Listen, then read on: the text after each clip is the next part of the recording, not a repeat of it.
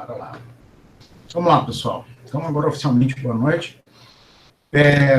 Vamos dar prosseguimento, então, à nossa disciplina de segurança de sistemas. Hoje, nós vamos falar das técnicas clássicas de encriptação, as técnicas de cifragem mais comuns, né? Essa aula ela vai ser bem interessante, até porque eu separei algumas atividades mais práticas, mas eu quero mostrar para vocês como é que esse negócio funciona, né?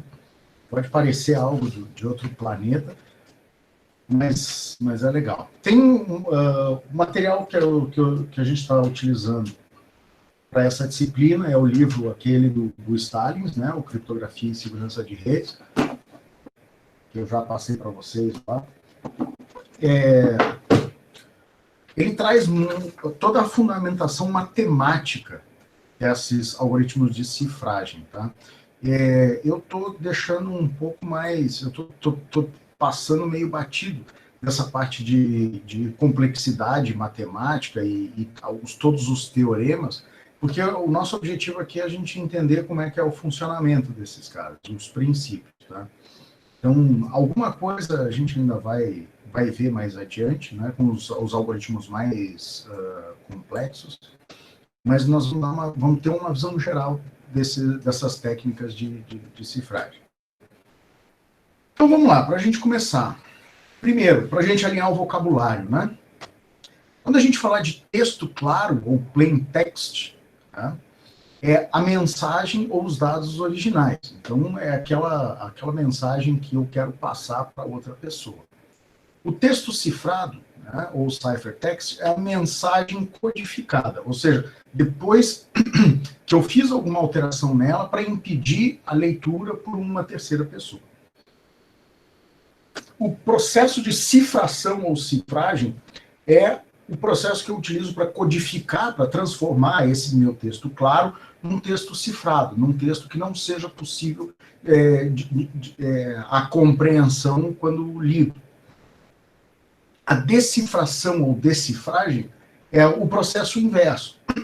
Então, eu vou pegar um texto. Desculpa que eu engasguei. Fé é uma desgraça, né? Engasgando com saliva. A decifração ou a decifragem é o processo de decodificação do texto, tá? Ou seja, eu pego aquela informação que ela está protegida e eu transformo ela em algo que seja passível de entendimento por qualquer um. Criptografia é a área de estudo que analisa os esquemas existentes para a conversão do texto cifrado em texto codificado. Opa! Animal! Do texto claro em texto codificado. Eu errei aqui, depois eu conserto lá.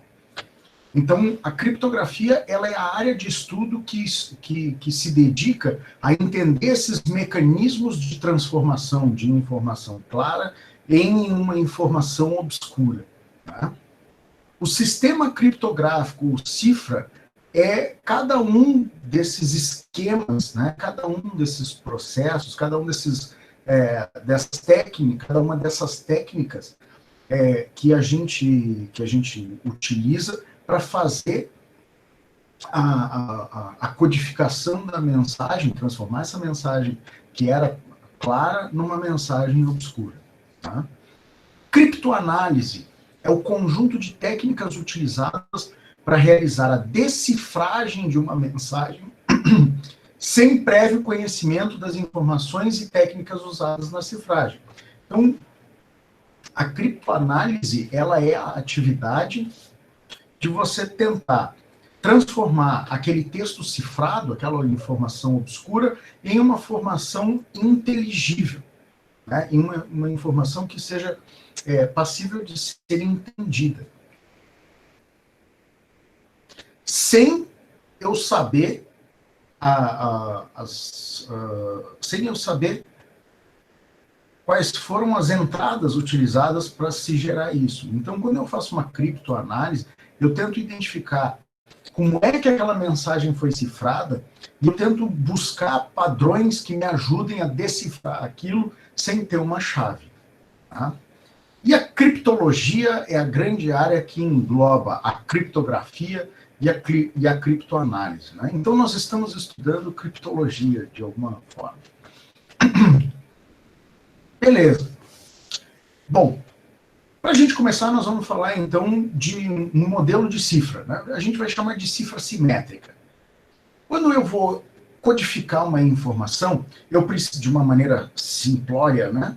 Eu preciso de 5 itens. Eu preciso da mensagem original, eu preciso do algoritmo de encriptação, ou seja, qual é a técnica que eu vou, ou o método que eu vou utilizar para codificar aquela imagem, a chave secreta, que é o conjunto de dados, de informações que eu vou, junto com a mensagem, colocar junto no algoritmo para que eu tenha aquela saída codificada. Tá? O texto cifrado é a saída, é aquela mensagem que depois que eu fiz todo o processamento, é a que eu vou receber, e aí eu posso transitar com essa mensagem sem maiores problemas, né, porque as pessoas elas não vão conseguir ler facilmente. E o algoritmo de decriptação, ou seja, sempre que eu tenho um algoritmo de encriptação, eu tenho que ter um algoritmo de decriptação, que é o algoritmo que vai fazer exatamente o processo inverso, né? Eu vou pegar a mensagem cifrada, vou botar junto com a chave e vou sair com ele. Ele vai ter como saída a mensagem em plain text, né? Em texto claro. Beleza. Então, eu preciso desses 5 itens para que eu tenha uma técnica, né, de cifragem que ela possa ser utilizada. Tá? E para que ela seja considerada segura, eu preciso que sejam estabelecidos, que ela esteja alinhada a 2 requisitos básicos. Primeiro, o algoritmo de encriptação ele tem que ser forte, entendeu? Ele não pode ser, ele tem que ser de uma... ele tem que ser de difícil reversão da informação. Tá? E eu preciso ter um formato seguro para compartilhar a chave entre os interessados. Beleza. Para a gente entender, eu tenho aqui um mecanismo de encriptação e aqui eu tenho um mecanismo de decriptação. Tá? Eu vou pegar o meu texto original e vou submeter a esse mecanismo de criptografia utilizando uma chave, pode ser uma senha. Né? Eu vou utilizar essa chave. Essa chave vai me gerar a mensagem cifrada, que é essa que a gente está vendo aqui. Tá? Essa mensagem aqui. Uma coisa que é importante quando a gente fala de criptografia ou cifra simétrica é que a mesma chave que eu usei para gerar os dados codificados é a mesma que eu utilizarei para decifrar esses dados e ler o texto original. Então, aqui, o ponto mais fraco que a gente tem é a transmissão da chave entre as partes interessadas. Como é que eu faço para mandar essa chave para o fulano lá, para ele conseguir ler uma informação que ela está cifrada? Tá? Então, essa é uma dificuldade que a gente tem na criptografia simétrica. Beleza, mas e aí? É só isso que existe? Não. Vamos ver o seguinte, quais são os tipos de criptografia que a gente tem, normalmente? A gente classifica a criptografia em 3 dimensões independentes. Primeiro, em relação ao tipo de operação utilizado para transformar o texto claro em cifrado, e a criptografia ela pode ser de substituição ou de transposição. Nós vamos ver lá detalhadamente. Substituição é quando eu pego uma determinada letra, um determinado bloco daquela informação e eu substituo por outro. Tá? Claro que tudo isso eu preciso ter mapeado. Tá? E a outra de transposição é quando eu faço um mecanismo de embaralhamento tá? Desses blocos ou desses caracteres de informação de uma forma que dificulte a leitura. Depois, a criptografia ela pode ser caracterizada pelo número de chaves utilizadas. Quando eu utilizo a mesma chave para cifragem e decifragem, a gente chama de criptografia ou de cifragem simétrica. Tá? Ou seja, a chave que eu usei para cifrar é a mesma que eu usei para decifrar. Como se eu tivesse um espelho aqui. O processo de um lado ele é exatamente o inverso do processo do outro. O Tá? simétrica, então, basicamente é manter a mesma chave de criptação e encriptação. Essa é Sim, simétrica. ela é assimétrica, exatamente. Tá? Assimétrica ou simétrica? Simétrica, de simetria, de Tá, uma é igual à outra. Tá? tá. Sim. Aqui são palavras bem iguais, né? Não, um é A, né? E outra é Você assim. lembra dos... Não, um é ACE e o outro é SI. Lembra lá nas aulas de português, lá da segunda, terceira série, quando eu tenho lá o A, quer dizer não, contra, né? Sim, O assimétrico oposto.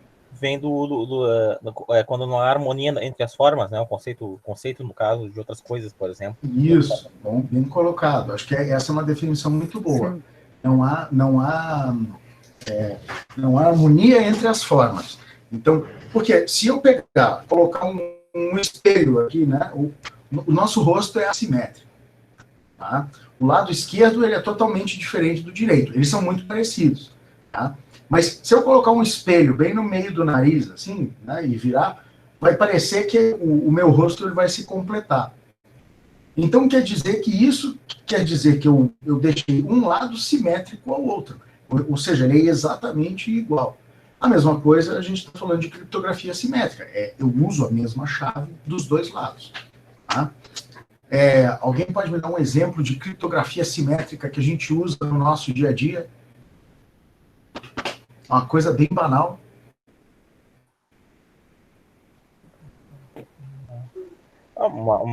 Qualquer exemplo, não precisa ser da informática. Exatamente. A chave, uma fechadura. É isso, mas Porta é de casa. informática. A porta de casa. Né? A mesma chave que eu uso para fechar é a chave que eu uso para abrir. E dos dois lados ainda. Né? Que é diferente de quando eu tenho um tipo de cifragem que ela é assimétrica. Eu tenho uma chave que eu tenho que usar para fechar e a outra chave que eu tenho que usar para abrir. Então, eu tenho necessariamente que ter duas chaves. Tá? Compreendido? E em relação ao tipo de processamento, né, o modo de processamento do texto, a gente tem os algoritmos que a gente chama de cifra de bloco, né, onde eu pego e faço a criptografia de um bloco inteiro de dados, vamos lá, um arquivo, tá? Ou eu tenho a cifra de fluxo, que ela processa os fluxos de dados continuamente, por exemplo, numa transmissão de dados. Entendeu? Então, o que acontece? A cifra de bloco ela tem um processamento, início, meio e fim. Tá? A cifra de fluxo, à medida que os dados vão passando, ela vai atuando em tempo real. Tá? Então, se a gente for pensar uma chamada telefônica, né? Hoje em dia,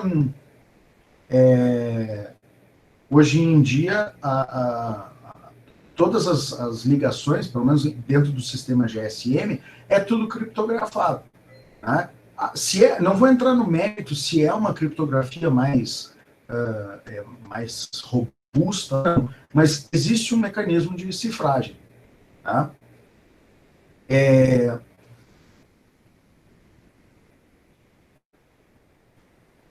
O que acontece? Enquanto eu estiver falando, esse bagulho aqui vai capturando a minha voz, vai transformando, o vocoder transforma isso em pacotinhos de dados, e esses dados eles são colocados, né, na interface A para chegar lá na torre da operadora, e isso... O que acontece? Existe um algoritmo de criptografia aqui, tá, o A5, que ele é responsável por fazer a codificação, tá, desses pacotinhos com a minha voz, né, de um lado para o outro. Aí, claro, a gente vai entrar lá, né, que eu vou gerar uma chave usando uma string lá, um identificador, uma assinatura, né, uma chave que eu tenho dentro do chip microSIM aquele, entendeu? Enfim, é bem interessante essa aí. Mas é bem diferente. Primeiro que a cifra de bloco ela pode ser mais complexa que a cifra de fluxo. Se eu tiver uma cifra de fluxo muito complexa, eu tenho uma carga computacional para processar isso muito grande. Vocês já tentaram pegar uma máquina bem velha mesmo, aqueles Note desgraçado, rodando aqueles com... Bota aí um Pentium 3 daqueles.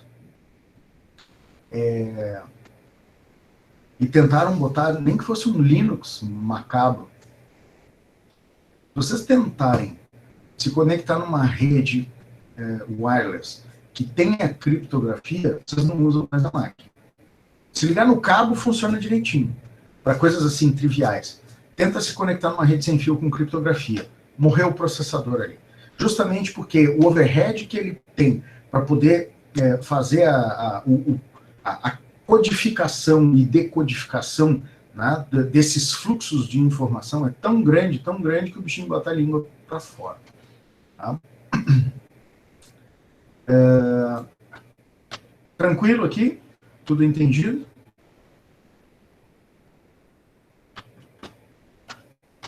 Beleza?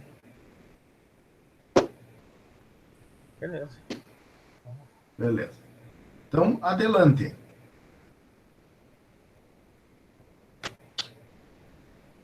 Bom, vamos falar um pouco de criptoanálise e ataque de força bruta. Qual é a diferença de um e do outro, né? Os dois, eles são métodos para recuperação do texto claro sem a utilização de uma chave. Ou seja, eu submeter a minha mensagem codificada a uma espécie de engenharia reversa para que eu possa ter de volta a informação clara.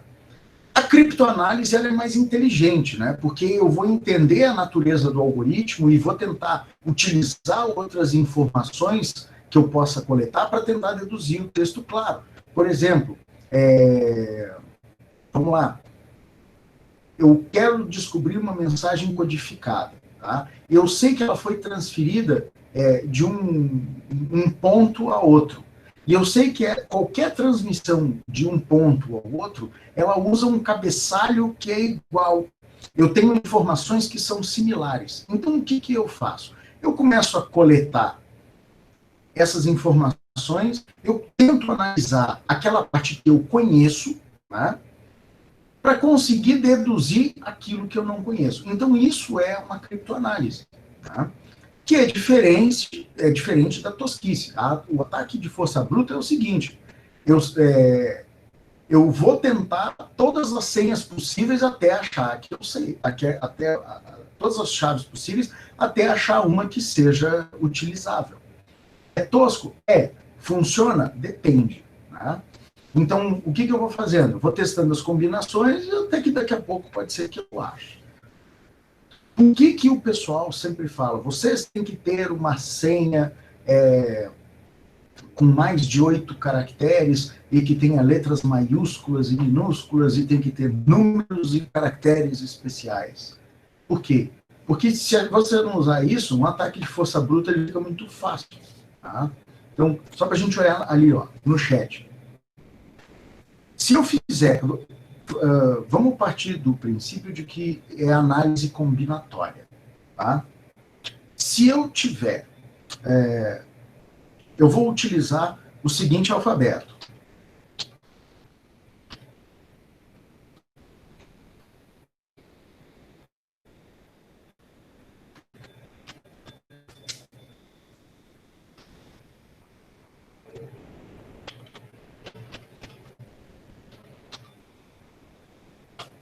Tá? Então, aqui nós temos 26 caracteres, não é isso? Se Se eu tiver uma senha de 4 dígitos, por exemplo, senha de quatro letras, isso quer dizer que eu tenho 26 possibilidades na primeira, vezes 26 possibilidades na segunda posição, vezes 26 possibilidades na terceira posição, vezes 26... Com licença. O senhor está mostrando em algum lugar isso ou está só falando? Eu estou falando e eu estou botando ali no chat. Ah, tá, show. Tá? Então, para cada uma dessas posições, quer dizer, então, que eu tenho... Cadê o...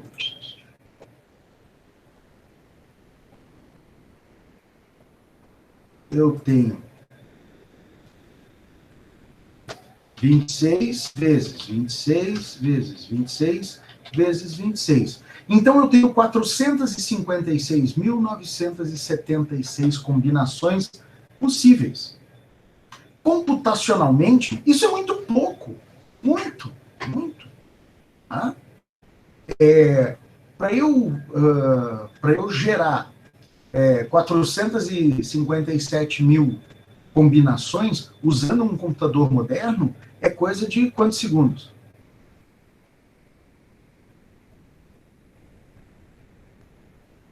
Alguém consegue imaginar? Sei lá, 30 segundos? Vamos lá. Levando-se em conta que um processador médio, ele faz em torno de 1 bilhão e 800 milhões de ciclos por segundo. Para eu fazer uma iteração, então, vamos dizer que eu precise de 3 ciclos, não, um pouco mais, 6 ciclos. Tá? Quanto tempo eu vou levar?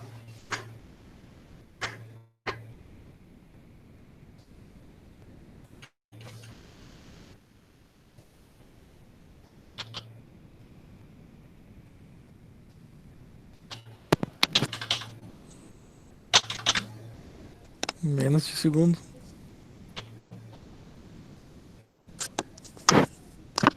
Eu tô fazendo aqui na calculadora para a gente fazer bem bonitinho.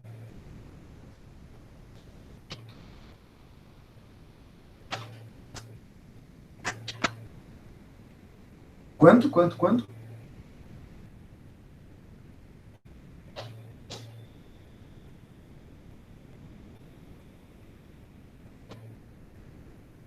Alguém chuta um número?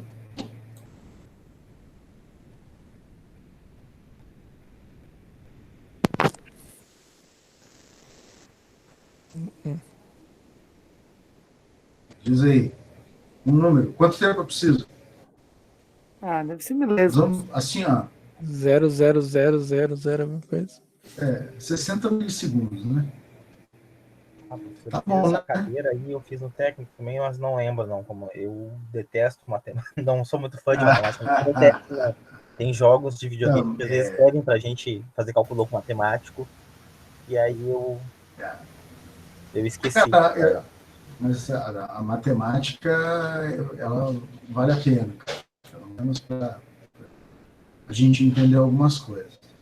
Mas assim, só para a gente ter uma ideia, é menos de 100 milissegundos, porque eu preciso de algumas poucas iterações. Bota aí, eu vou precisar de 6 vezes 5, eu vou precisar de 100 milissegundos para eu fazer todas essas iterações, para fazer todos os cálculos necessários para gerar essas 4 posições. Então, isso num computador antiquíssimo ou na mão leva algum tempo, mas isso num computador moderno é bem complicado, tá? É muito rápido.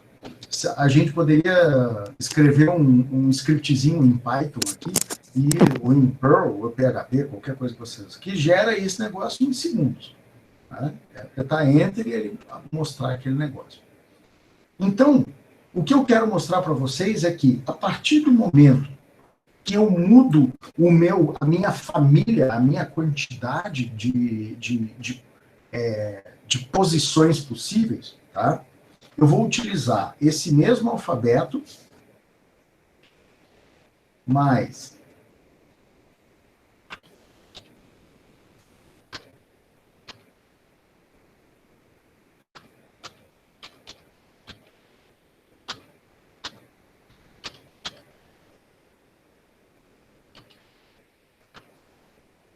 mais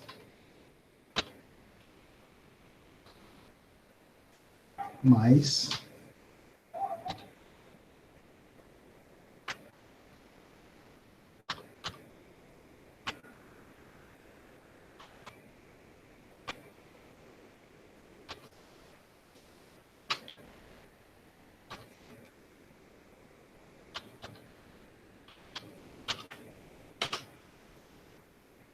quando a gente aumenta a quantidade de caracteres possíveis de serem utilizados, a coisa muda de figura. Tá? Primeiro, quantos caracteres eu tenho ali?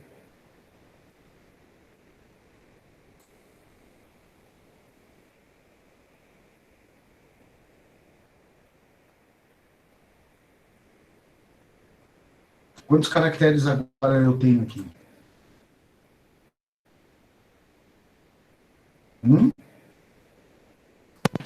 Deixa eu ver. Vou 63? ajudar vocês. Não. 63? Mais? 88. 86. Tá. E tinha Não, as letras copia- maiúsculas, eu não contei as letras maiúsculas. Não, mas aí você faz um negócio fácil. Seleciona tudo aqui, cola no Notepad que ele vai te dar quantas colunas está ocupando. 88. Tá? Então, ao invés de eu ter 26, 26, 26, 26, agora eu tenho 88. Então, se eu tenho 88 possibilidades em cada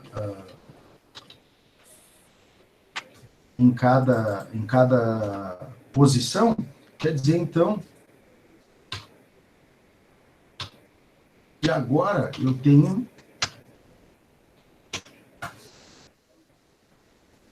59.969.536 possibilidades.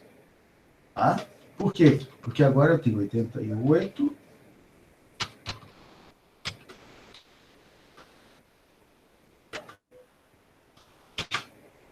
A diferença é absurda quando a gente aumenta a quantidade de possibilidades diferentes. Tá? Viram só? Essa é a grande sacada. Forçar vocês a utilizarem caracteres maiúsculos e minúsculos e números e caracteres especiais é uma forma de aumentar o espectro, a família, né? Aquele grupo aquele universo de caracteres possíveis em cada uma das posições, para eu aumentar a complexidade matemática da resolução daquilo. Tá? Então, aquilo que antes eu fazia em menos de um segundo, agora eu já preciso um pouco mais. Tá? Para eu gerar, eu vou demorar, claro, alguns segundos. Mas, assim, se a gente for pensar em termos percentuais, eu aumentei a complexidade em pelo menos, sei lá, eu vou chutar aqui 5.000%. Né? Só chutando mesmo. A quantidade de iterações que eu tenho que fazer é bastante grande. Bom, então, a ideia é que eu consiga me utilizar de técnicas que dificultem um ataque de força bruta. Porque o ataque de força bruta é um ataque burro. Tá? Ele é um ataque de teste. Então, quando a gente vai fazer uma criptoanálise, né, o que a gente faz? A gente tem que ver, primeiro, qual é o tipo de ataque que eu vou utilizar dentro da criptoanálise e o que eu tenho de informações que são conhecidas do analista. Né? Em criptoanálise, quando a gente só tem o texto cifrado, eu tenho uma coisa só que que me é conhecida, além do texto cifrado, que é o algoritmo de encriptação. Então, com o conhecimento do algoritmo de encriptação, eu posso tentar deduzir algumas coisas. Tá? Por exemplo, se eu sei o idioma em que o texto está escrito, tá? Eu posso pegar o texto cifrado e eu sei que, estatisticamente, eu tenho uma quantidade X de vogais, e cada uma dessas vogais, dentro de um texto normal, eu tenho, sei lá, a letra E aparece 35% das posições, a letra A aparece em 20%, né? E aí as outras letras elas têm um espaço amostral menor. Então eu consigo deduzir se dentro daquela minha amostra cifrada eu tenho índices de repetição desses caracteres na mesma em quantidades parecidas com aquelas que eu tenho num texto aleatório comum, eu posso tentar deduzir algumas letras. É meio louco, mas é interessante. Quando eu conheço o texto claro, ou pelo menos uma parte dele, tá? Ou eu tenho um texto que foi cifrado utilizando a chave secreta, tá? Eu consigo tentar recuperar um texto cifrado. Tá? Eu faço uma engenharia ali, eu começo a identificar padrões dentro daquela cifra, e eu consigo, então, deduzir algumas informações. Texto claro escolhido, quando eu conheço o algoritmo de criptografia, eu conheço o texto cifrado, e eu tenho uma mensagem em texto claro, tá? Uma determinada mensagem em texto claro, eu gero usando a criptografia usando uma chave secreta, e eu consigo identificar qual foi o processo utilizado para aquela cifragem. E aí eu consigo aplicar uma engenharia reversa no texto cifrado. O texto cifrado escolhido, né, eu conheço o algoritmo de encriptação, eu conheço o texto cifrado, e eu tenho um pedaço do texto cifrado escolhido, né, e eu tenho um pedaço de texto claro produzido com uma chave secreta. Eu consigo deduzir isso de alguma forma. E o texto escolhido, né, onde eu tenho um texto claro escolhido pelo criptoanalista com o respectivo texto cifrado, né, produzido por uma chave secreta, e um texto cifrado escolhido pelo criptoanalista com o seu respectivo texto claro decriptado, produzido pela chave secreta. Então eu tenho o quê? Eu pego como exemplo um texto que eu conheço e eu gero usando a cifragem usando uma chave, tá? E eu pego um texto cifrado que eu conheço, como eu falei para vocês, alguns locais utilizam determinados protocolos, né, para fazer a transferência de mensagens cifradas. Então eu vou ter partes naquela cifragem que eu sei do que se trata. Tá? Então eu consigo, então, identificar qual é o processo envolvido na cifragem e decifragem da mensagem e conseguir fazer a engenharia reversa. Então, esses são os tipos de ataque de criptoanálise. Né? E o da força bruta todo mundo conhece. Bom, com isso a gente parte do princípio de que nenhum algoritmo é 100% seguro. Só tem ele tem que ser forte o suficiente. Tá? Beleza.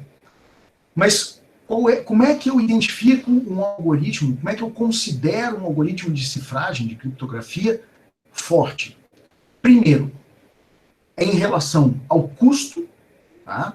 Então, o custo, seja ele financeiro ou o custo computacional, tá, de decifragem da mensagem, ele é muito superior ao valor da informação. Então, não adianta... Por que a NSA lá, ela gasta trilhões de dólares, né, em monitoramento, interceptação de tráfego, né, mecanismos de decifragem de criptografia? Então, por quê? Porque eles tratam qualquer informação como como algo bastante valioso. Então, eles justificam isso. Agora, eu duvido que se algum de vocês tivesse $1 trilhão, ia, por exemplo, investir isso para tentar escutar a conversa dos vizinhos. Tá?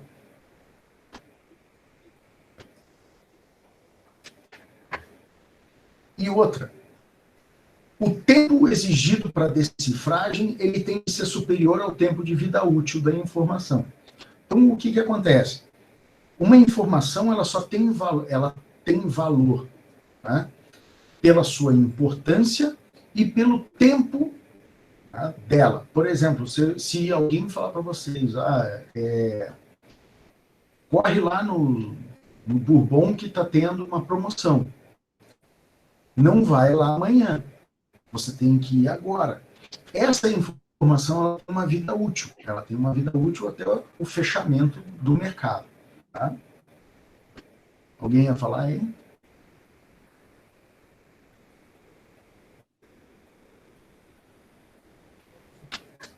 Vocês estão me ouvindo bem, pessoal? Não tá falhando? Sim. Dá um pouquinho, uma engasgadinha às vezes, mas fica meio robótico, mas tá tranquilo. Tipo, 90% dá para entender. Ixi, olha lá. Bom, vamos lá. Se ficar muito ruim, vocês me avisam. Tu parece um gago falando, mas dá para entender. Tipo, dá um... sabe, dá uns cortezinhos. Tá bem, Pedro. Eu vou lembrar disso. Então, o sistema de segurança ou o algoritmo de criptografia, ele só é considerado seguro se atender a um desses dois critérios. Né? Se ele gere uma saída que o custo para desfazer ela é muito superior ao que a utilidade da informação, né, ao valor que essa informação tem, ou se o tempo exigido ele é superior ao tempo de vida útil da informação. Tá? Então, o tempo que eu preciso para decifrar a mensagem é tão grande que aquela informação não é mais útil. Tá? Uma mensagem lá, o carro forte vai sair às 23 horas do dia 10 de agosto. A quem interessa, essa informação, ela é válida até às 23 e alguma coisa, né? Que é o tempo, se eu quiser interceptar esse carro forte, é o tempo. Agora, se eu preciso ter essa informação até próximo daquele momento, né? Se for às 23h01 ainda tem validade, depende. Se eu conseguir chegar perto, ou se eu conseguir monitorar de alguma forma, sim. Agora, se eu conseguir só decifrar essa informação amanhã de manhã o dinheiro já está entregue, não tem nenhum tipo de valor essa informação. Professor, Oi. é por isso que o meu e-mail fica pedindo para trocar a senha a cada tantos dias ali, que é para diminuir o tempo da vida útil dessa informação da senha. Exatamente. Exatamente. Isso é algo padrão em algumas organizações, tipo, até mesmo trabalho numa empresa, um tribunal, né, numa empresa pública, aí mensalmente, não é mensalmente, né, mas tipo, acho que uns 5, 6 meses a gente tem que alterar a senha padrão, Uhum. a senha padrão.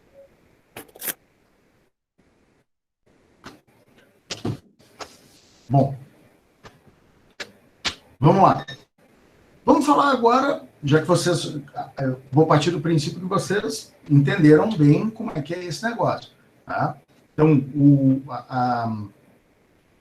o exemplo foi muito bem colocado.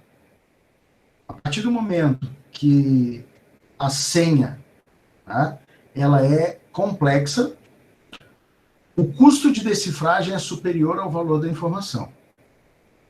Tá? E, a partir do momento que vocês são obrigados a trocar a cada X dias as senhas, o tempo exigido para decifrar é superior ao tempo de vida útil. Então, eu estou juntando o melhor dos dois critérios. Tá? Então, é por isso, sim, que vocês são obrigados a trocar a senha. Bom, vamos falar um pouco das técnicas utilizadas para cifragem. A mais antiga técnica de cifragem que se tem notícia chama-se cifra de César. Júlio César precisava mandar para os seus generais, né, e para os seus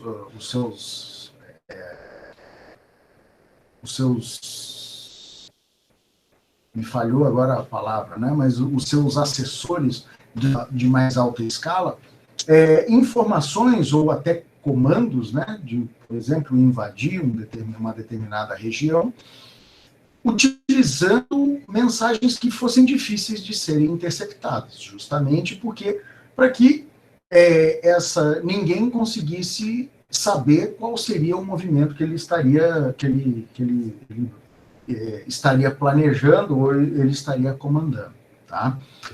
Então César, ou pelo menos algum dos seus assessores, inventou um tipo de cifragem bastante simples, mas que ele é bem legal, tá? O que eu faço? Eu substituo a posição das letras dentro de um alfabeto conhecido. Na verdade, a gente faz o que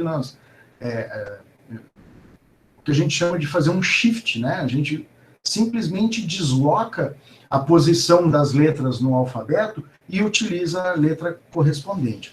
Então, o que eu faço? Substituo cada letra do alfabeto usado na mensagem pela letra 3 posições adiante.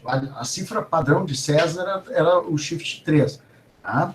Então, vamos lá. Se eu tivesse uma mensagem que tivesse escrito, fosse escrita com a letra B, a primeira palavra fosse escrita com a letra B, ela viraria E. Tá? B, C, D, E. Então, aqui, eu escrevi essa mensagem. Esta é uma mensagem codificada com a cifra de César. Tá? Então, F, G, H. Ali, ó. Pá. S, RS, T, U, V. Então, essa é uma cifragem de César. Aqui embaixo eu botei aqui o alfabeto de César deslocado. Tá? Então, qualquer coisa, fica bastante fácil de cifrar uma mensagem, né, para ser trocada entre duas pessoas, se eu utilizar essa técnica. Né? Claro que ela é bastante simples e ela é fácil de ser quebrada. Agora, computacionalmente, ela é uma manteiga, né? Mas, em mensagens escritas, ela é bastante útil. Pelo menos a grande maioria das pessoas não tem conhecimento desse tipo de cifragem. Então, essa é uma técnica de substituição. Eu substituo a minha letra por outra dentro de um mecanismo que eu sugiro. Se vocês quiserem ver mais, eu deixei aqui o link. Isso aqui é uma ferramentazinha online para vocês gerarem, darem uma olhada, né, brincarem com a cifra de César. Beleza. Então, o que eu faço? Eu tenho... Ela é eu faço essa substituição, né, das minhas letras dentro de um deslocamento, né, das letras do alfabeto, dentro daquele alfabeto conhecido, e faço a substituição. Só que é um ataque muito simples, porque o que acontece?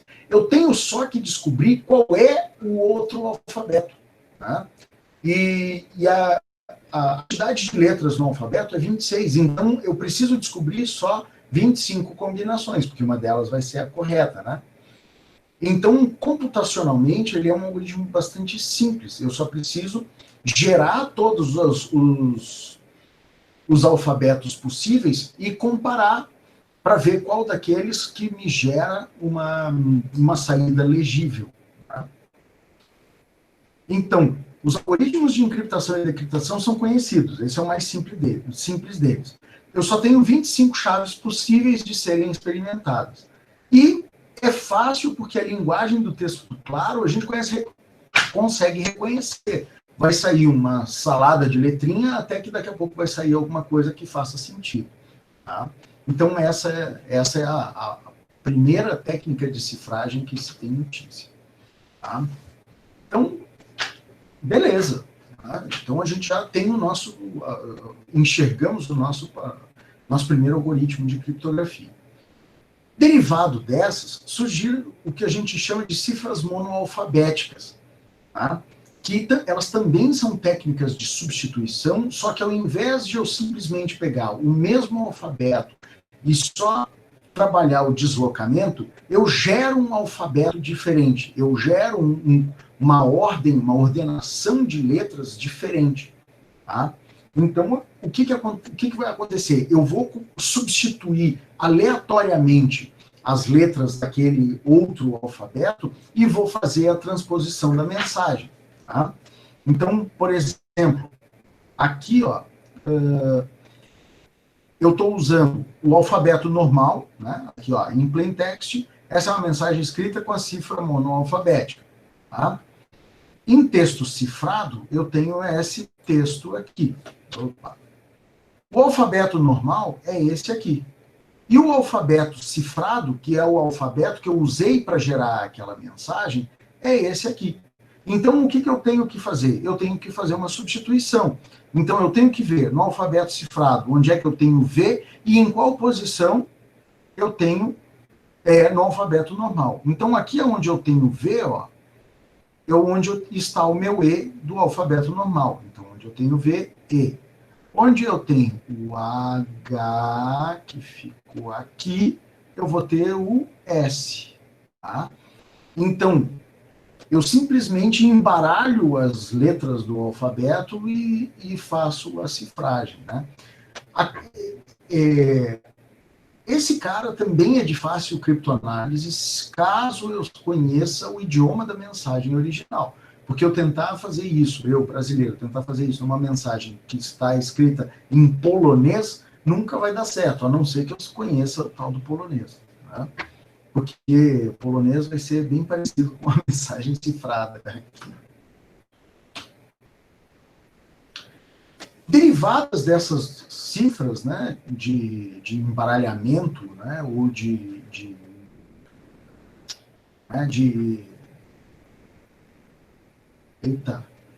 deslocamento do meu conjunto de caracteres, a gente tem a evolução da cifragem com a utilização de algoritmos um pouco mais rebuscados. Tá? Por exemplo, a cifra Playfair, ela é bem mais rebuscada. Por quê? Eu vou utilizar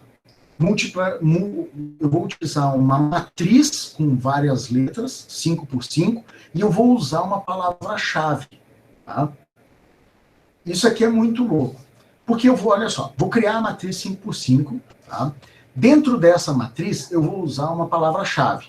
Tá? Essa palavra-chave que eu escolhi é cipher it. Tá vendo? Eu escrevi essa palavra-chave. Uma das características da palavra-chave é que ela não pode ter caracteres repetidos. Por quê? Porque eu tenho que ter todos os caracteres dentro dessa matriz de 25. Tá? No padrão do Playfair, né, o I e o J, eles ocupam o mesmo espaço, né, porque a gente tem 26 caracteres e tem só 25 posições aqui. Então, eu escrevo essa palavra-chave, tá, e completo com o resto das letras do alfabeto que não foram utilizadas. Então, o C eu usei, o Y eu usei, o P eu usei, o H eu usei, o E eu usei, o R eu usei, o I eu usei e o T eu usei. Então, vamos lá. O A, beleza. B, C já foi. D, E já foi. F, G, H já foi. I já foi. J, I, K, beleza. Dele aqui. L, M, N, O, E já foi. E, R já foi. S, T já foi. U, V, W, X, Y já foi. Z. Tá? Então, eu escrevo a minha palavra-chave e faço essa... e completo com o resto das letras. Tá? Então, eu tenho que dividir depois em bigramas, né? Então, eu vou dividir em 2 letras. Então, essa é a mensagem codificada com um Playfair. Então, é S, tá, eu, ma, men, me, ns, a g, em, codificada, bomba. Então, em cima desses bigramas, aí aqui tem um R, tá? Esse R perdido, ele vai receber um X depois. Eu vou tratar ele como RX, para poder completar. Então, assim, ó, quais são as regras para a gente fazer essa cifragem? Letras em texto claro repetidas, que estão no mesmo par, são separadas por uma de preenchimento, como um C, de modo que cooptar, né, onde eu tenho esses 2 O aqui, eu vou separar em co, XO e TAR. Tá? 2 letras de texto claro que estejam na mesma linha de matriz são substituídas pela letra à direita. Então, olha só. 2 letras, eu vou pegar essa ES aqui. 2 letras em texto claro que estejam na mesma linha, elas vão ser substituídas pela letra à direita. Tá? Pensem isso aqui num formato rotativo, tá? Então, se a letra for L, vai ser D, vai começar do lado de cá. 2 letras em texto claro que estejam na mesma coluna são substituídas pelas letras abaixo, tá? Então, a letra U aqui seria substituída pela letra C. E outros casos, cada letra do texto claro em um par, é substituída por aquela que esteja em sua própria linha, na linha ocupada pela outra letra de texto claro. Tá? Então, vamos lá. Vamos entender esse negócio. Eu vou substituir, então, o ES. Eu estou achando que está faltando texto aqui. Só um minutinho. Deixa eu ver se eu... Acho que eu não dimensionei direito. O texto para baixo aqui. Só um minuto, pessoal. Agora sim.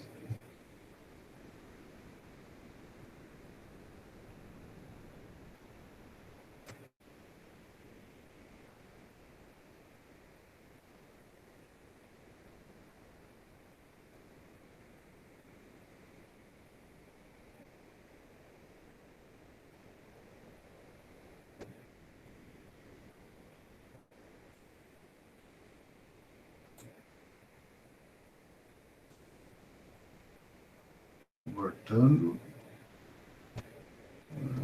Cadê?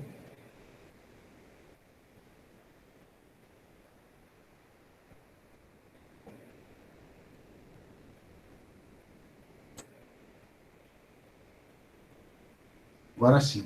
Puta, esqueci de redimensionar ali. Então, assim, ó. Ali, ó. Eu tenho meu texto claro, né, que eu separei ali, e o meu texto cifrado. Então, ES. Tá? Deu um soluço. Vocês estão vendo na tela?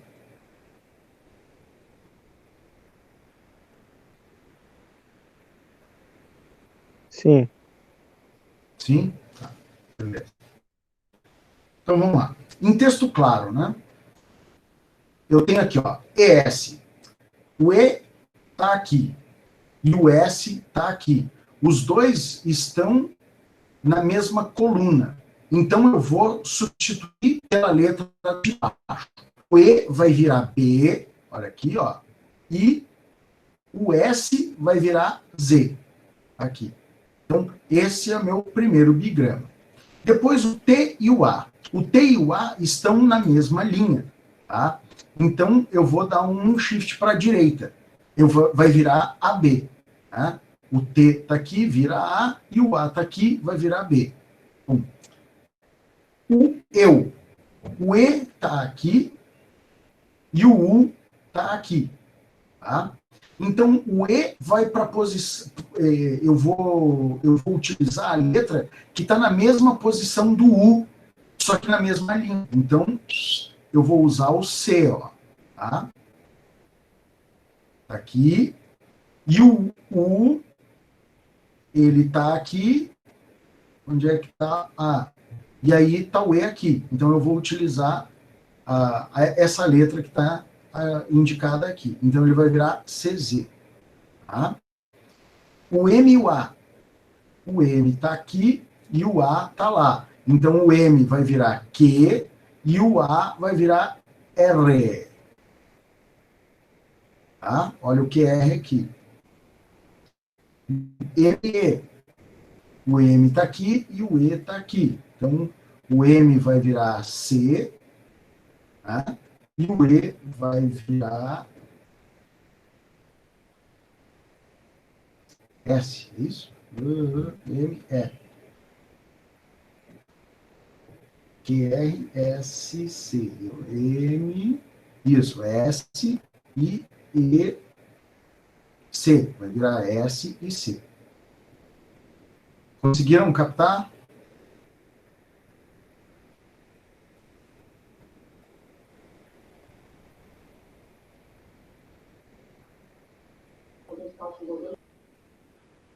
Conseguiram entender? No primeiro ali até entendi, mas depois acho que ficou um pouquinho complicado ali. Deixa eu... Aqui, ó.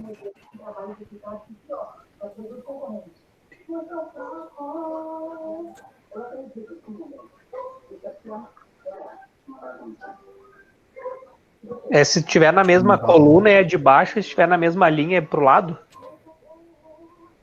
Isso. E se não tiver, se os dois não tiverem na mesma linha e coluna, tá?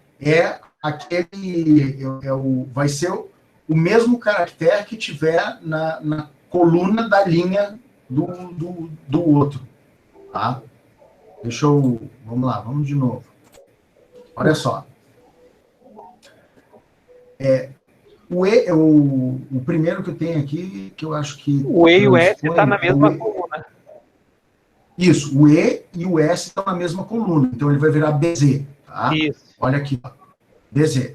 Tá. O T e o A estão na mesma linha, então o T vai virar A e o A vai virar B. Então, tá. Aqui, ó, A e B. Sim. Tá? O E está aqui e o U está aqui. Eles estão no extremo oposto. Sim. Então, o E ele vai virar Sim. a letra que está na coluna do U, o C. Tá? E vice-versa. O U vai virar a letra que está na coluna do E, o Z. Que eu sei. Tá, agora entendi. Tá? O M e o A, eles estão também aqui, ó. O M está aqui e o A está aqui. O M vai virar Q e o A vai virar R. Tá? QR aqui, ó. Tá? O M e o M está aqui e o E está aqui. Vai virar SC. Entendeu? Sim, agora entendi ele. Sim. A lógica. Legal. Então, essa aqui é a cifra de Playfair. Aqui a gente já tem um aumento bastante significativo da complexidade computacional dessa de cifragem. Tá? Então, começa a ficar bem interessante. O negócio é o seguinte, eu preciso ter, de qualquer maneira, a chave, né? Que a chave é essa matriz aqui. Tá? Sem ela, é muito difícil eu conseguir fazer a decifragem dessa mensagem. Aí, beleza, aí os caras começaram a apelar, né? A gente começa, então, com a utilização de cifras polialfabéticas, aonde eu vou usar um pouco das duas coisas, né? Eu vou usar um pouco da cifra de monoalfabética, né? Junto com a cifra de Playfair. Então, a primeira cifra polialfabética que se utilizou com maior que se tem mais conhecimento é a cifra de Wegener. A cifra de Wegener ela é tipo a cifra de César, mas usando uma chave. Tá? Então, como é que eu vou usar essa chave? Eu vou pegar o texto claro, que é, este é um texto codificado com Wegener. Eu vou usar esse alfabeto aqui, eu estou usando o alfabeto normal, mas eu poderia utilizar um alfabeto específico, tá? Mas estou usando aqui só para facilitar. E o texto cifrado vai ser esse aqui. Como é que eu vou fazer, então? Então, eu vou procurar, tá? Na linha, tá? Eu vou pegar o E, que é a minha primeira letra, tá? E vou achar qual a linha que está o E. O E está aqui, tá aqui, ó. Tá? Aqui está o E. Estão vendo a bolinha vermelha ali, né? Sim, sim.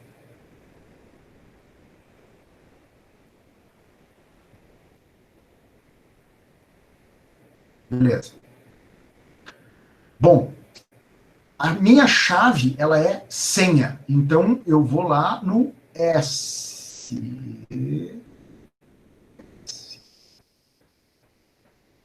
Tá. Então, beleza. A letra que vai substituir o E vai ser W. Tá? Então, eu meto um W aqui. A segunda letra é S. Tá? Então, eu vou achar na linha aqui o S, que está aqui, e a segunda letra da minha chave é E, de senha. Né?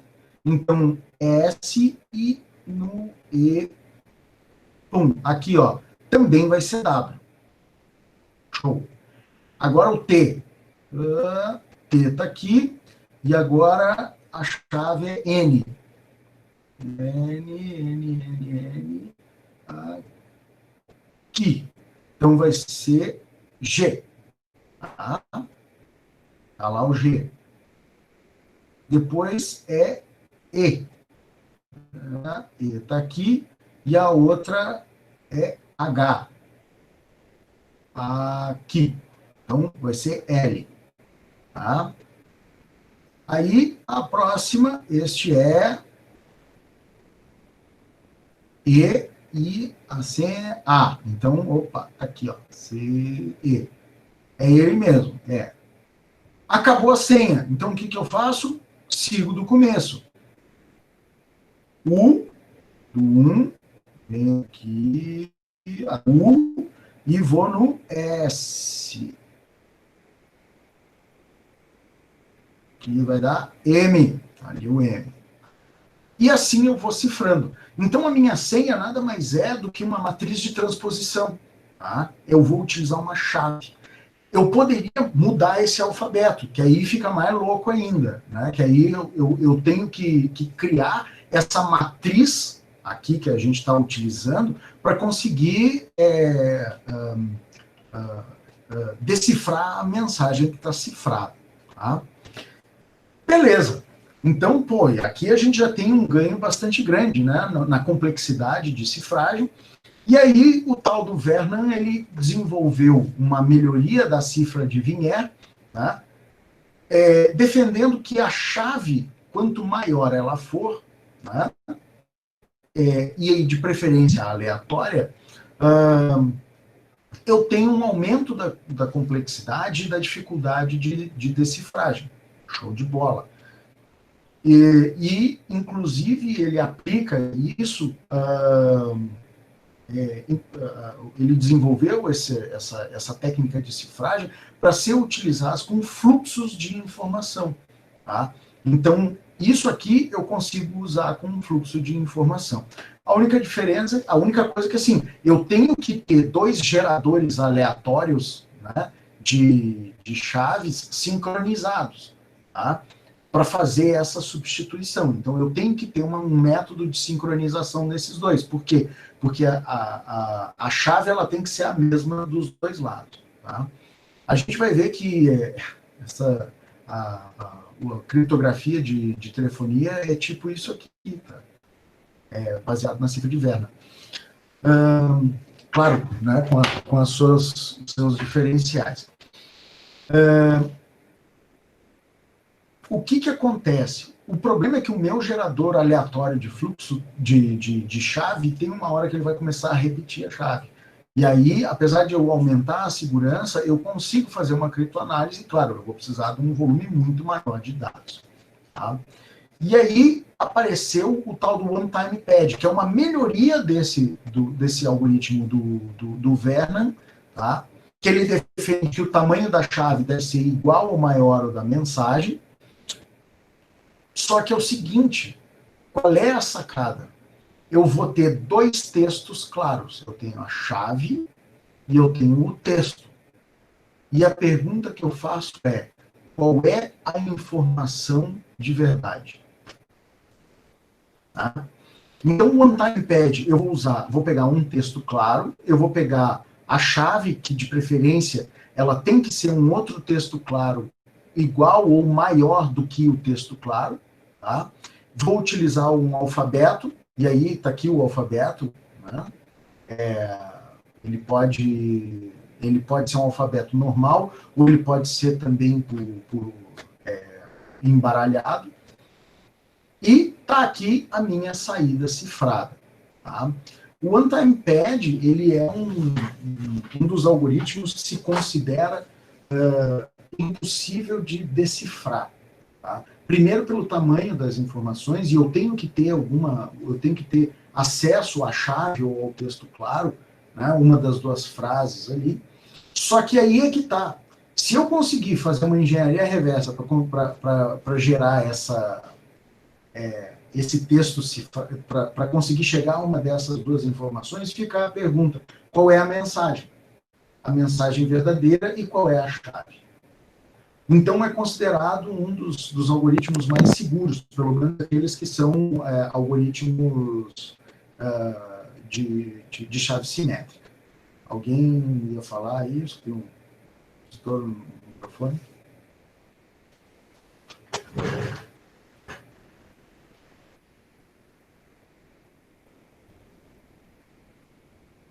Não? Então vamos lá. Bom, então a gente estava vendo as técnicas de substituição. Agora a gente vai falar das técnicas de transposição. A técnica de transposição, a de substituição, o que a gente faz? A gente só desliza ou muda o alfabeto, né? A gente substitui uma letra por outra. A técnica de transposição, ela, além de eu substituir uma letra por outra, eu embaralho o ordenamento dessas letras. Tá? A técnica de transposição que mais se conhece é que eles chamam de cerca de trilho, ou rail fence. Tá? Então, o meu texto claro esta é uma mensagem cifrada com aliás, troquei aqui, tá? Com fence rail. E qual é o tamanho do trilho, ou seja, qual é o tamanho da minha cerca? Ela tem três trilhos de altura. Então, o que eu faço? Eu pego, tá? E vou escrevendo a minha mensagem em texto claro, mas cada letra numa linha. Então, esta é uma mensagem cifrar, tá vendo? E aí o que eu faço? Eu junto todas essas letras, tá? E colo aqui, ó. E eu tenho essa mensagem cifrada desse jeito aqui, ó. Vai ficar lá. Se eu não souber o rail height, é bem difícil de decifrar, tá? Bom, derivado disso aqui, eu posso... a gente aqui tem um texto que ele está claro, ele só está desordenado. Ele só está com os caracteres transpostos. Eu tenho como derivado do rail fence fazer uma transposição com chave. Então, eu vou utilizar uma determinada chave para rearranjar as colunas. Então, aqui, ó, em texto claro, esta é uma mensagem cifrada por transposição, e eu tenho a utilização dessa chave aqui. Então, eu teria que escrever esse negócio e depois ir lendo na ordem dessas... eu tenho que rearranjar as minhas colunas nessa ordem aqui. Tá? E eu posso usar vários níveis de transposição para melhorar a segurança, porque quanto mais eu embaralho, né, mais difícil fica de eu conseguir decifrar essa mensagem.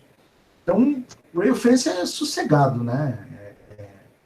É bem interessante, né? Muita gente fazia isso quando estava lá na segunda série, né? Sacanagem. Bom, com base em tudo isso que a gente viu, nós vamos então chegando nos tempos modernos, né? Aqui a gente já está chegando na Segunda Guerra Mundial, aonde, com base em toda essa teoria que a gente viu até agora, surgiram o que a gente chama de máquinas de rotor, ou são as clock cipher, que a gente chama. Tá? Então, acho que o item assim, mais simbólico das máquinas de rotor é a máquina Enigma, que os alemães desenvolveram, né, para poder trocar suas mensagens durante a Segunda Guerra Mundial, e só foi descoberto porque foi um submarino que foi afundado, se conseguiu resgatar uma dessas máquinas, e foi então que os alemães perderam a Segunda Guerra, porque os aliados descobriram, né, que essas máquinas elas estavam sendo utilizadas para a troca de mensagens, e o serviço de inteligência descobriu qual que era o protocolo de cifragem. Tá? Diga. Tem um filme, né, dessa máquina aí, que é o Jogo da Imitação. Exatamente. É muito bom. Exatamente. É muito bom. Imagina só, né, a loucura dos caras quando descobriram esse negócio. Porque, para a época, era de uma sofisticação absurda. Absurda. Tá? Como é que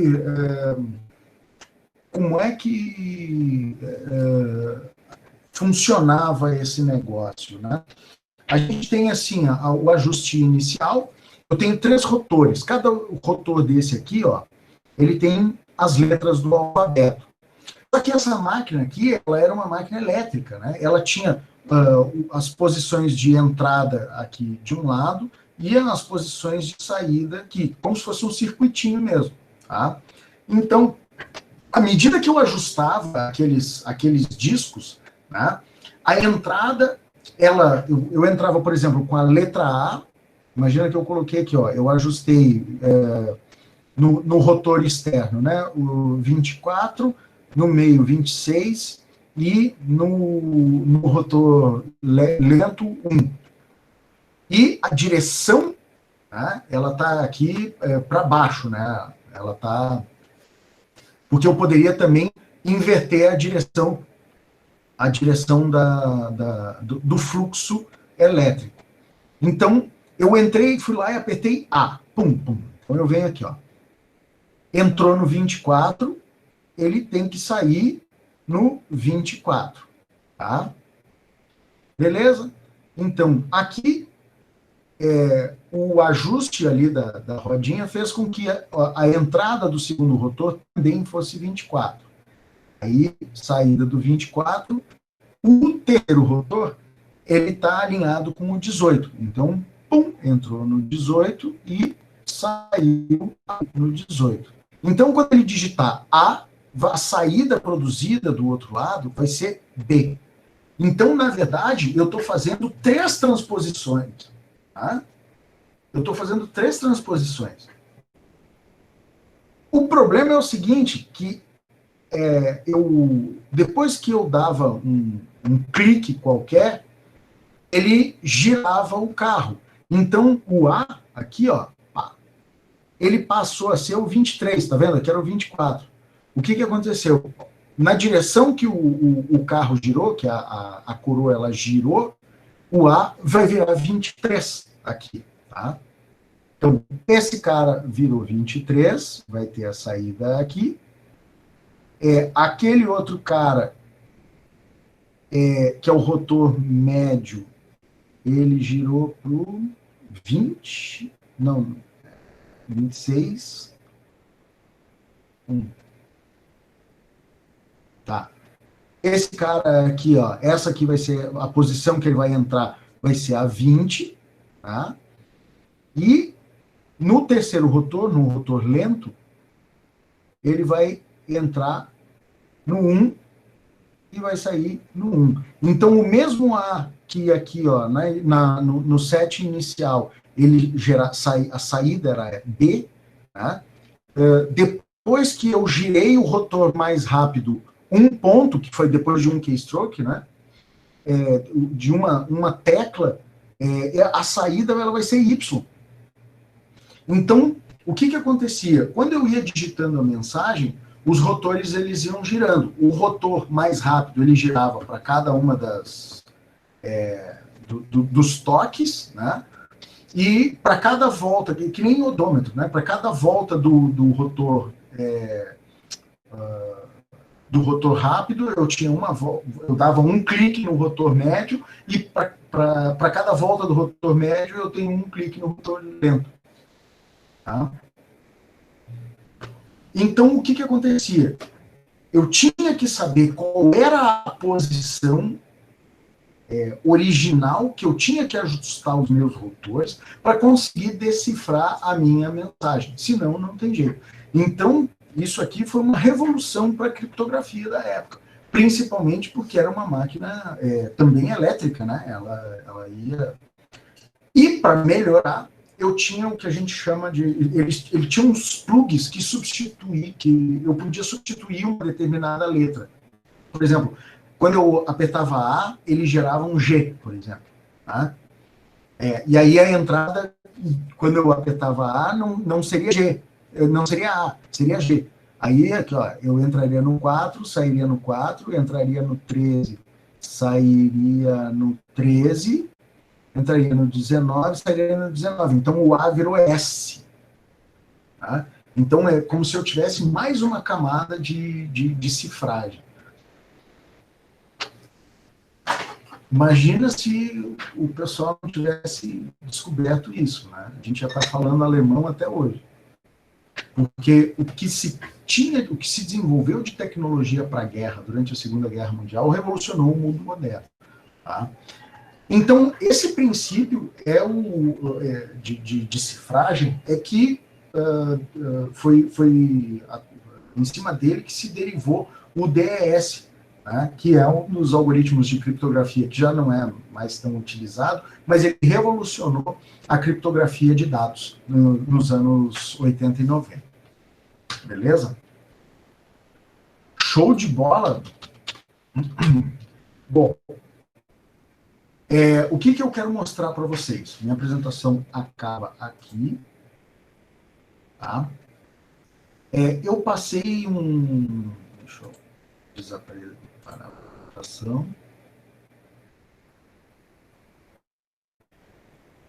Aí.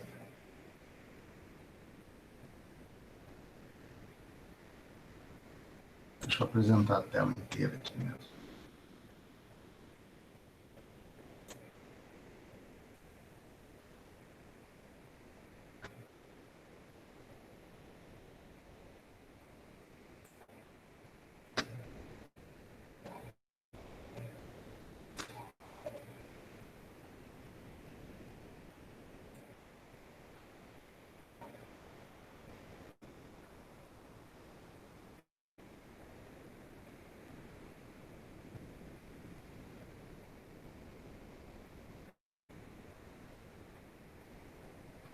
Estão enxergando minha tela ou ainda não? Acho que agora sim. Apareceu aí? Sim. Beleza. Então, assim, eu passei para vocês ali uma atividade, tá? Que eu quero que vocês brinquem um pouco com essas ferramentas de criptografia. Então, vamos lá. O site é esse decode.fr, tá? Tá ali na atividade. E aí tem...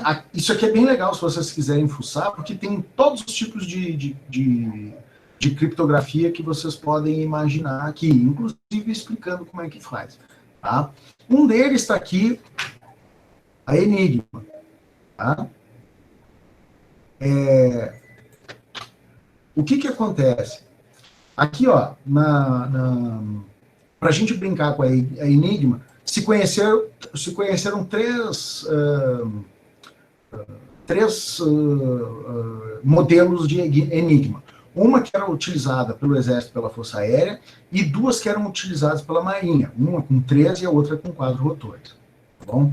Então, aqui, ó, eu posso dizer quantos rotores eu quero utilizar. Eu aqui vou inicializar o 1, o 2 e o 3, no caso essa aqui, vamos pegar da Luftwaffe aqui, ó.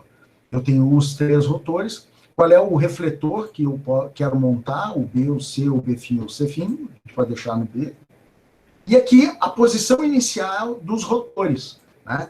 Então, A, F e J. Então, eu ajustei aqueles 3 rotores nessas posições.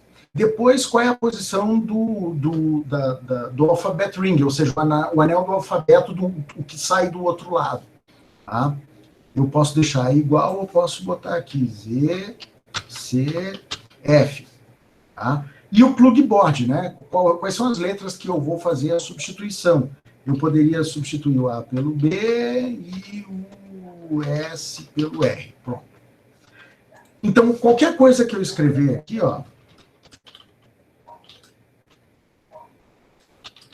Opa, sem acento.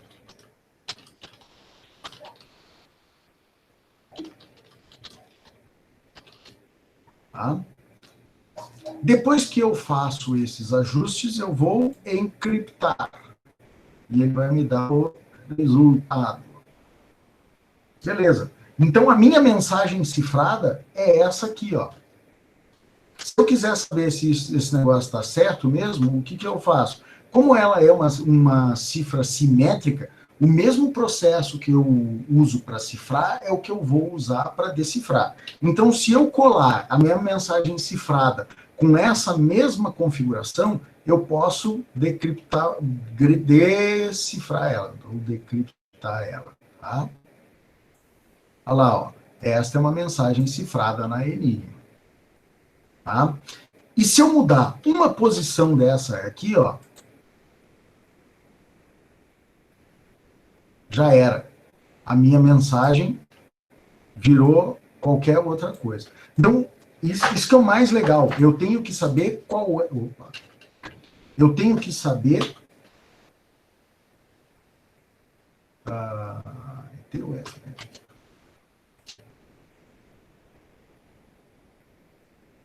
Aí, ó. Eu tenho que saber exatamente qual é a posição dos rotores, tá? Para conseguir decifrar a minha mensagem. Beleza? Mesma coisa, eu tenho aqui, ó, eu tenho outros simuladores de cifragem. Por exemplo, a cifra de César aqui. Ó. Pá, olha que legal. A cifra de César eu tenho o encoder aqui. Então, ó. Epa.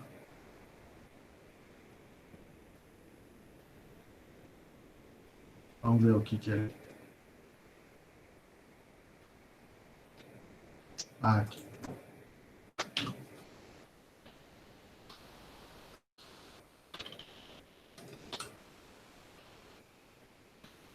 Aí.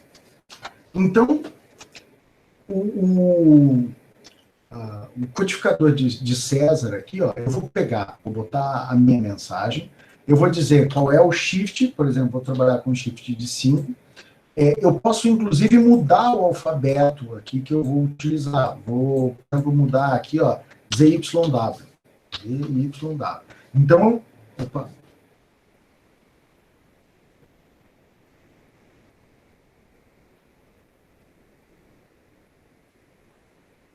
YZX. Pronto. Então, o que eu fiz? Eu embaralhei a ordem desses caras aqui no final. Tá? Então, além do shift, eu criei um alfabeto diferenciado para escrever essa mensagem. Na hora que eu mandar cifrar ela, eu vou ter o seguinte texto aqui, ó. Então, o que eu fiz? Eu usei o alfabeto dessa maneira e ainda fiz um shift de 5. Tá vendo? Ó?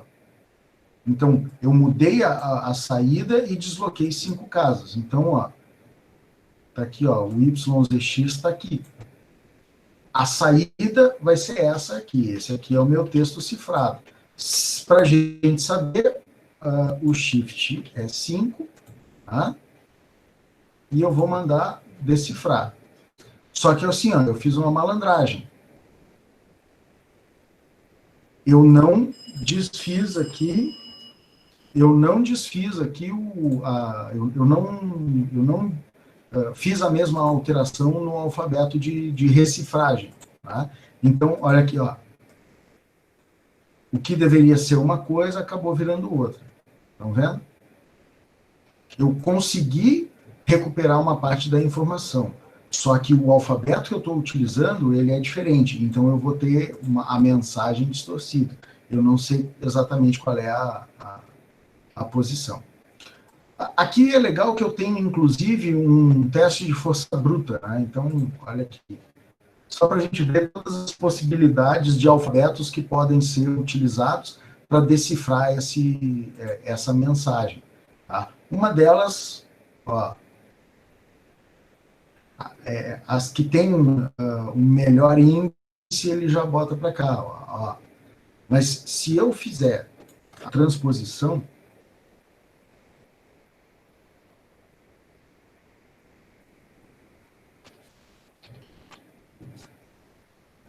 com força bruta, usando esse alfabeto, opa, e aí, YZX, usando esse cara aqui. Olha lá, ó. Tá lá. Agora eu fiz o ajuste que precisava ser feito naquele alfabeto para eu conseguir chegar à minha mensagem,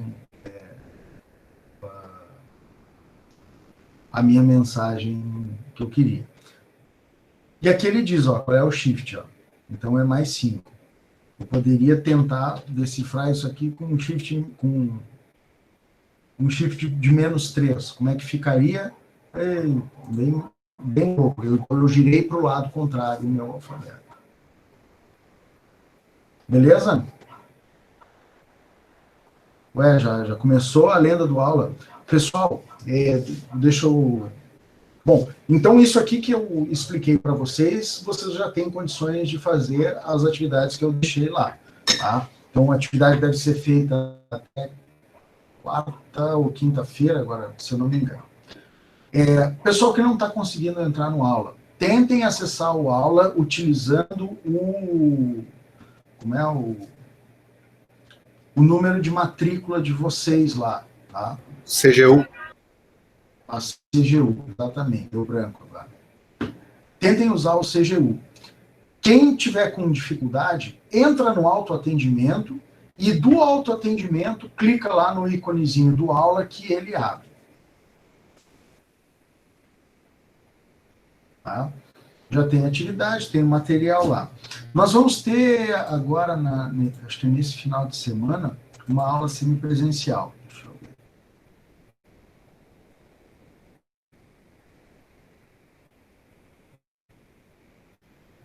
Que talento esse negócio. Isso. No dia 15/8, a gente vai ter uma aula semipresencial. Então, vou separar o material, vou deixar lá para vocês fazerem a atividade. Beleza? E vamos lá. Dúvidas, choros e lamentações. Como é que foi aí para vocês?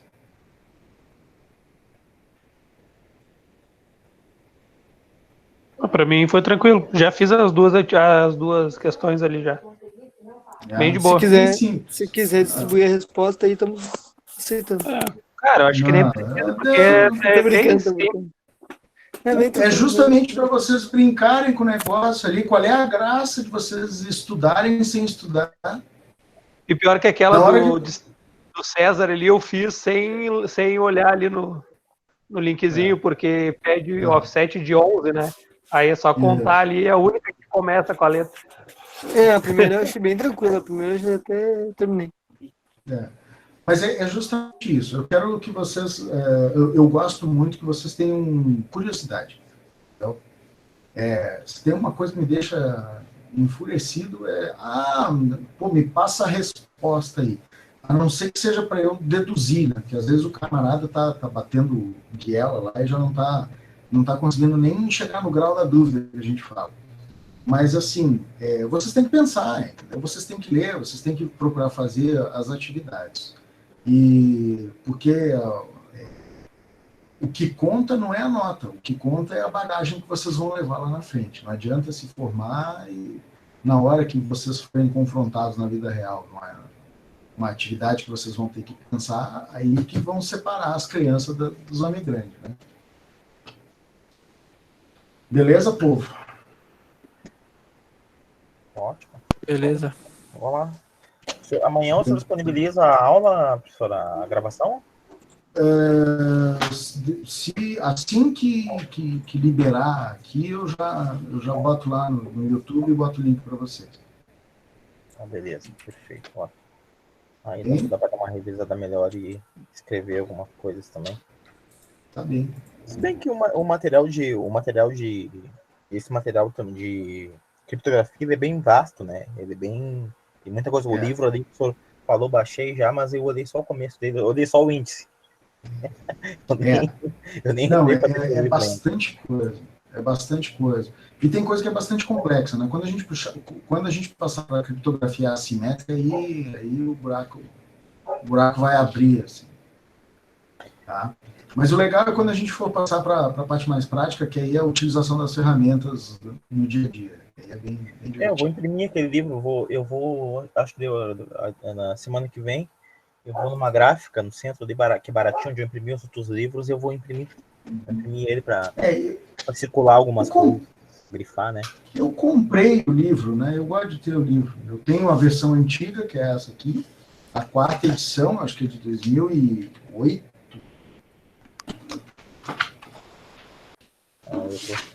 Eu tô numa situação meio complicada, então não dá para comprar. Não, claro, cada um sabe onde aperta, né, cara? Aí eu vou ter que recorrer a esse meio aí. Né? Esse aqui é de 2008, que é o antigo, e esse aqui é o de... Existe uma diferença bem grande, pelo menos em algumas coisas que eu estava comparando nos dois livros, tem uma diferencinha. Esse aqui é 2015. Tá? Então, são 7 anos de diferença entre a 4ª e a 6ª edição. É 2014 e 2016, não tenho certeza. Qual? A 6ª, essa aqui é 2015. É a versão mais atual. A que eu baixei ali, eu não lembro qual a versão, eu vou até olhar. Olha pela capa. Se for essa aqui verde, é a nova, 2015. Isso, é essa verde aí. Nossa, vou indo lá então. Até a próxima. Bom, fechando aqui então, pessoal. Finalizar as atividades. Vai tomar o Todd lá. Fazer o lanchinho. Então tá, pessoal. A atividade que botou ali. Claro, né? De preferência, aproveitem o tempo aí que nós temos aí até o final e façam a atividade. Feito então, povo. Vamos dar uma revisada ali. E é isso aí, professor. Então tá, vamos dar uma olhadinha lá, esperar o aula dar uma diminuída e aí acesso com calma, né? Tá bem. Então tá, senhores. Tudo bom? Uma boa noite. Boa noite, professor.